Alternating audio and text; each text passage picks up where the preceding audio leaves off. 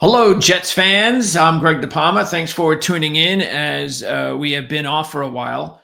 It's been probably a couple of months, maybe, since we last spoke. Lots been going on. We live in the eye of the hurricane, the destruction over in Nashville, North Carolina. So there's also been the fact that the team that I enjoy, or at least I used to enjoy being entertained by, the New York Jets, have had a miserable season. So a lot to talk about, but I'm going to do this more often. Matter of fact, I wanted to let everybody know here that we are going to be posting videos not only here on Prime Sports Network, but also primarily over on a new channel called ProLine. It's going to be ProLine TV, and that is going to be in conjunction with Jim Feist and Mark Lawrence. Those are two of the Hall of Fame legendary handicappers ever in the industry. So I'm really proud of that. So I want to let everybody know I have a link in the description to check that out. Also, of course, you got Ourlads Insider, Ourlads Senior Analyst there. That's the name tag. And of course, we want to remind everybody that we're going to be pumping out loads of Ourlads videos over on the Ourlads YouTube channel as well. So we'll have a link in the description for that too. So if you really like the videos here at Prime Sports Network, well, whenever we get a chance to post videos talking about football, and we haven't done it lately, we told you we were going to be leaving over to Ourlads. That's the reason why we haven't been.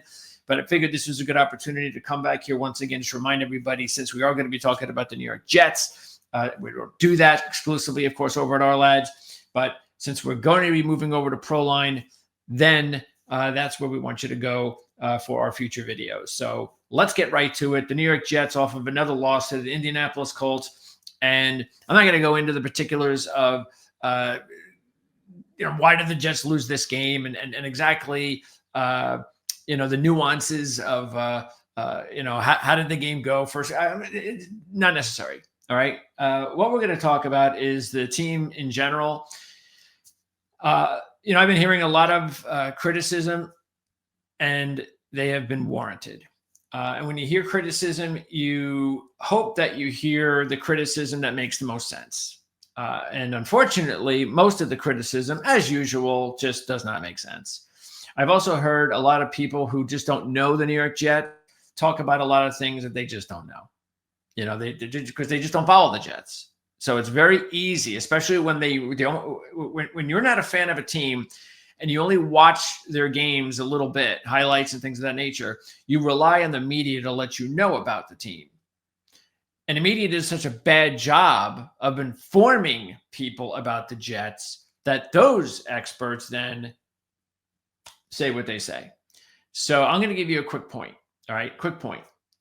I was reading The Athletic. I enjoy reading The Athletic. I think Zach Rosenblatt, for the most part, does a good job, but I do have criticisms of him, especially over the course of the fact that I believe that at times, and I think this is what happens when you're a writer, you need to get people to read your content, and so you can't be bland.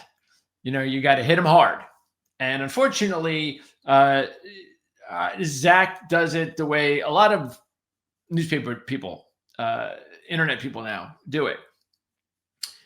Let's just say something. Let's exaggerate.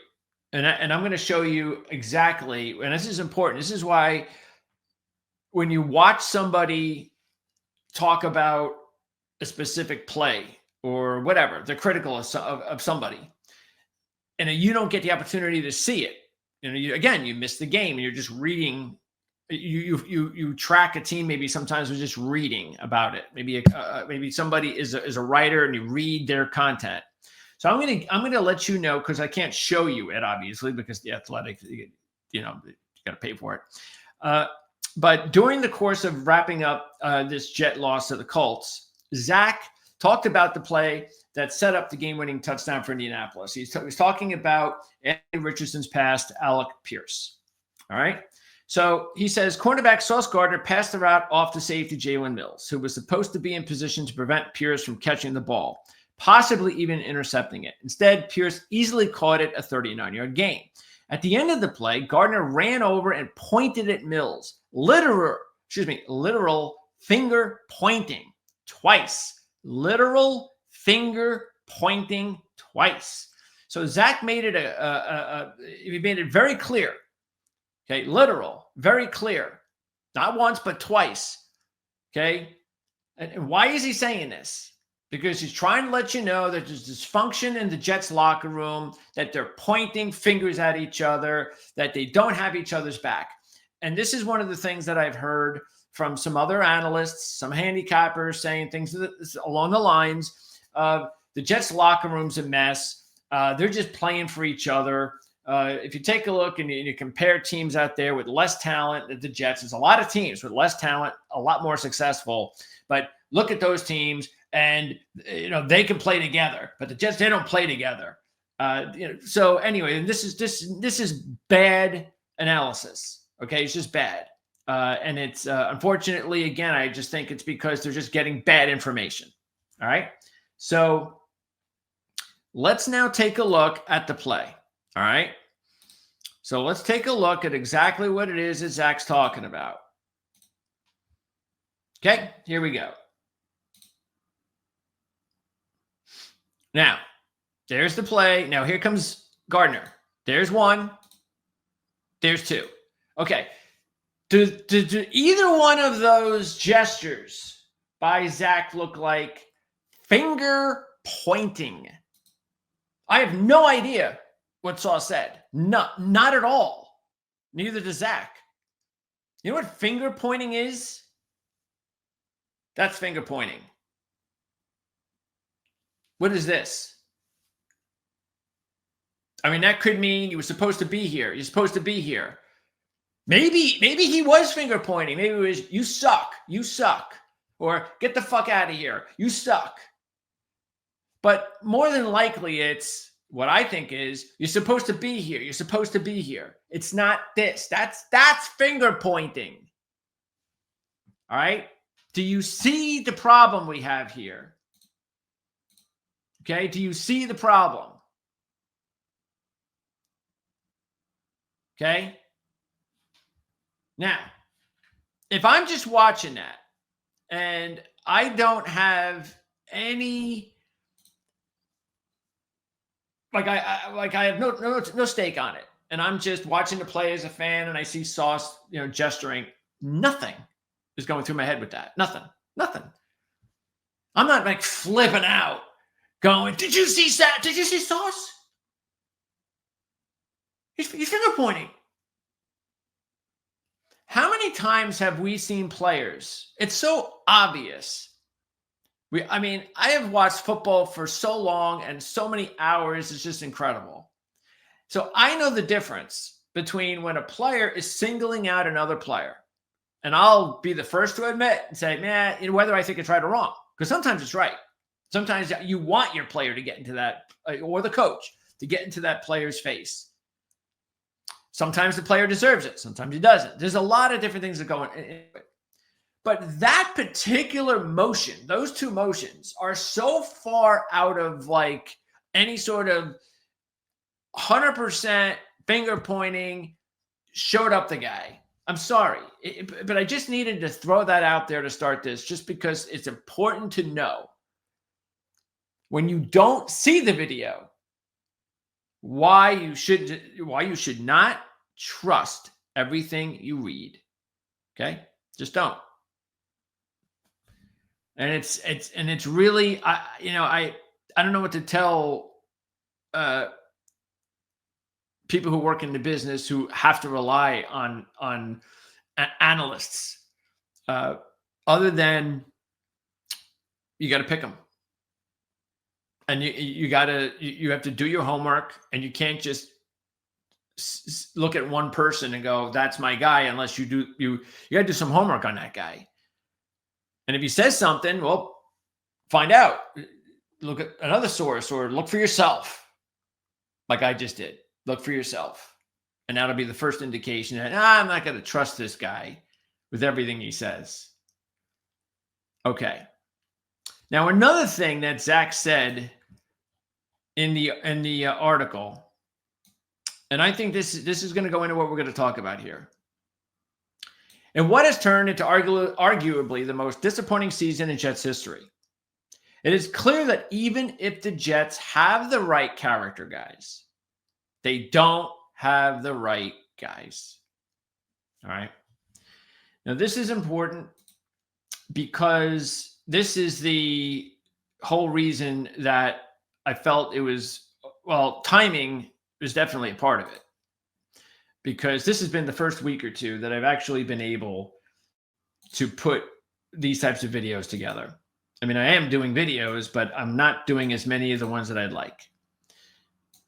So the timing is there. And then also I just figured, okay, this is it. I mean, it's the season's over officially. If they had beaten the Colts, there would still be hope, mathematical hope. Okay. Let's start with the Saleh firing. Okay, because I haven't talked about any of this. So let's start with the Saleh firing. The reason I believe Robert Saleh was fired is because I believe somebody got into Woody Johnson's ear. And look, I definitely believe that some of the people that are in Woody Johnson's ear are not the right people. And I think this has been a lot of the problem. I don't think Woody's the problem at all. I think Woody's a good owner who will spend money. As you can see, he'll do whatever it takes, and he wants to win. Okay, but he's not a Badinsky. He's not the general manager like Aaron Rodgers. Remember that one? He's not that. Okay. But the problem is when you don't know football, like, your general manager should, and you don't let the general manager run the shop.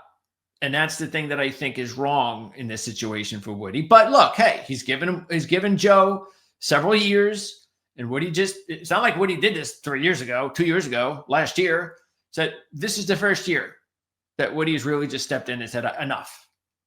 Okay. Now, how he did it, again, I think is wrong because somebody was in his ear and told him what we have heard. Remember, we heard this in the offseason. And I've talked about this before. About Jeff Ulbrich as a head coaching candidate and how lucky Robert Saleh was that Jeff Ulbrich didn't leave in the offseason. Comical. And I have said this all along. Okay. This is Robert Saleh's defense. The Jets weren't succeeding because of Jeff Ulbrich. They were succeeding because of Robert Saleh. And it's like, why do you think that when they were struggling at times? Remember, there were a lot of times that the Jets defense was struggling. But remember the Dallas game? Remember how they let CeeDee Lamb, like the Jets defense was primed and ready to go, and yet they let one guy beat him all day long, and yet they did not put Sauce Gardner on that one guy. They just let him get covered by whoever, and it was infuriating. And it's just really, come on. I mean, you could do better than that, don't you? And I've talked about Jeff Ulbrich as well, and even Saleh. Saleh's to blame here too about how they handled Quincy Williams, and I still believe that this is a problem because I guarantee you that if Quincy Williams was in the hands of another defensive coordinator, he'd be even better. He has been completely, utterly wasted. Okay, because but still, that's just one example. Even though Saleh did a great job in getting Quincy Williams to be the talent he is today. Okay, now, if you want proof, you got it. As soon as Saleh left, the defense has crumbled. Come on. I mean, what else? What other proof do you need? All right, another thing. And again, going back to Woody Johnson, whoever it is, bad job. Because what they were saying to Woody is, this is a guy that could have got a head coaching job. We were lucky to save him. Saleh's not doing his job because he wasn't. Those were 2 bad losses in a row. 2 losses right there under his leadership that they should have won. Okay? And Woody had it up to here. And I do not blame him for that. But the problem was there wasn't somebody he could really turn it over to that could save him. Didn't have that coach that had some success somewhere. Didn't have that young, bright mind that, hey, you know what? This guy deserves it. Didn't have one of those. And he thought he did in Ulbrich because this is a sawed-off guy in the offseason. He's a head coaching candidate. Let's go ahead and go to him then. Maybe he'll fix it. What a joke. And this is where he has failed. Listening to other people talk about Jeff Ulbrich like he's some sort of competent head coach material. I'm sorry, but Ulbrich has never done anything on his own to justify that he's even a very good defensive coordinator. There were Jet fans that bought it, and they have now been disproven, or those facts have been disproven. So, or what were thought of as facts. So that's the coaching situation for Saleh, Ulbrich. Now, everybody's talking about, as Zach did, it's a personnel problem. They don't have the players. Even if they're character guys, they're not the good guys. They're not guys that are capable. Okay, they don't have the players. All right, let's see. Let's see about those players. All right. So let's see here. Offense, Garrett Wilson, Davante Adams. Okay. You got a good young receiver, probably good next year. That's the way it happens. Keep an eye on him next year. You'll have Garrett Wilson, Davante Adams, and you have Corley. Your offensive line. You drafted your left tackle for the next 10 years. That's exactly what Fashanu will be. Simpson, excellent signing. Tucker, finally healthy for the most part. Tittman, everybody sees he's going to be a stud. Okay. Moses has been a little disappointing, but whatever. Carter, you're keeping your fingers crossed. He's the right tackle of the future. Maybe even now, who knows? It's not the offensive line's problem. It's not the receiver's problem. As you saw yesterday, the Jets have one of the best running backs in the league. Not a Breece Hall problem. Is it an Aaron Rodgers problem? Yeah, he hasn't been good. We know that. But it's not his problem. Look at this. Will McDonald, Quincy Williams. Sherwood's having an excellent season. Gardner, DJ Reed. Really? And we know they have character players. We know it's not a character issue. So what's the problem? It's easy, simple. The coaching staff from top to bottom is the worst in the NFL. Maybe 29, 30, 31, 32. It's around there. It's awful. Utterly awful. Okay? But when you're constantly having to write about a team or cover a team, you have to pick on top players. You got to, I got to pick on this guy or that guy, especially Aaron Rodgers. I don't have his political beliefs either. I mean, he's perfect. I'm going to just nail him to the wall. And it can be boring to just sit there all the time, 24/7, to keep saying it's coaching problem. It's coaching problem. It's coaching problem. What are you going to do? Even if the Jets had somehow found a way to win some of these games because the other teams were worse and their schedule stinks, it's still just a mirage because it's a coaching problem. This is actually a good thing at this point, okay? They've got to clean house with that entire coaching staff. If they want to let even Boyer go, I'm fine with it. They keep him, whatever. But other than Boyer, everybody else can go. Everyone. They are awful. It is a crappy, just awful coaching staff, okay?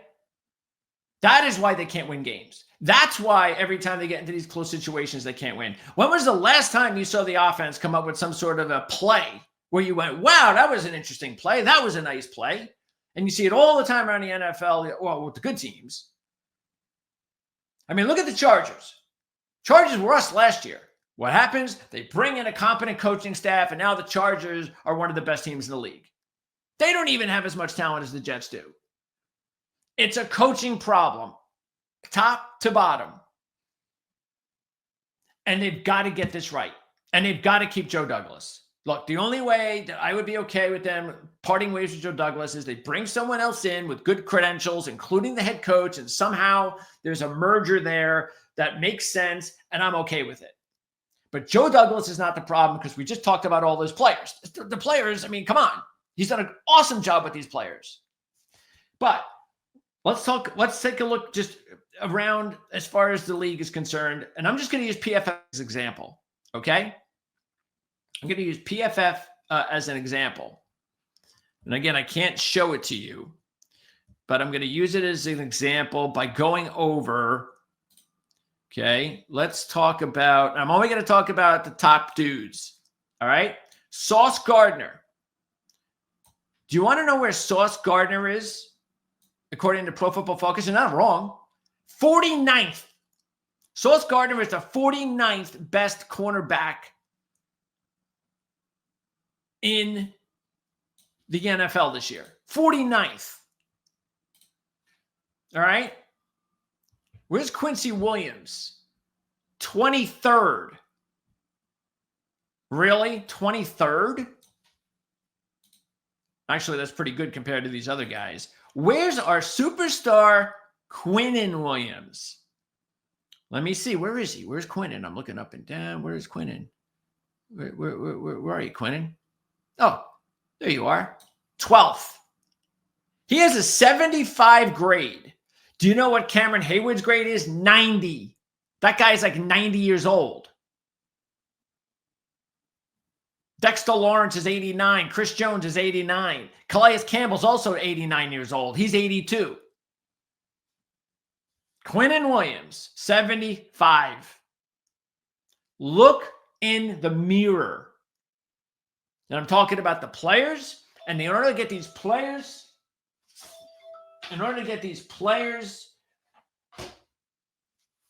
to play at their utmost level, they have to have better coaching.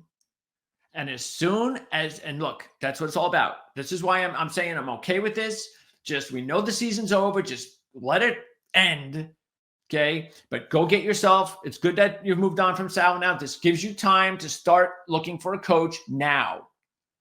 You look, I don't care. There's three guys, three. We all know who one of them is. Okay. He's on the Detroit Lions. We all know who that is. We actually don't know who all three of them are. It's Belichick, it's Johnson, and it's Gruden. Those are my top three. This talk about going after Mike Vrabel. The Jets don't need another defensive head coach. The Jets have had one offensive head coach since Rich Kotite. Did he really burn the organization that bad on offensive coaches? And that was Adam Gase for 2 years. Every other head coach since Rich Kotite and Adam Gase has been a defensive coach. This is an offensive league. Why do you think there's been a problem with the Jets offense for so long? They can't find a quarterback for so long since Joe Namath. They don't hire offensive coaches. Which is why Gruden and Johnson have got to be at the top of the list. And you want to spend money, Woody, that's where you spend money. You give these guys whatever they want. And if you do want to go to a defensive guy, then go to Belichick, because I would look at it the way things worked out with Parcells. Same way. It would bring back stability to the organization. And then hopefully when he leaves, it would be left to the right guy.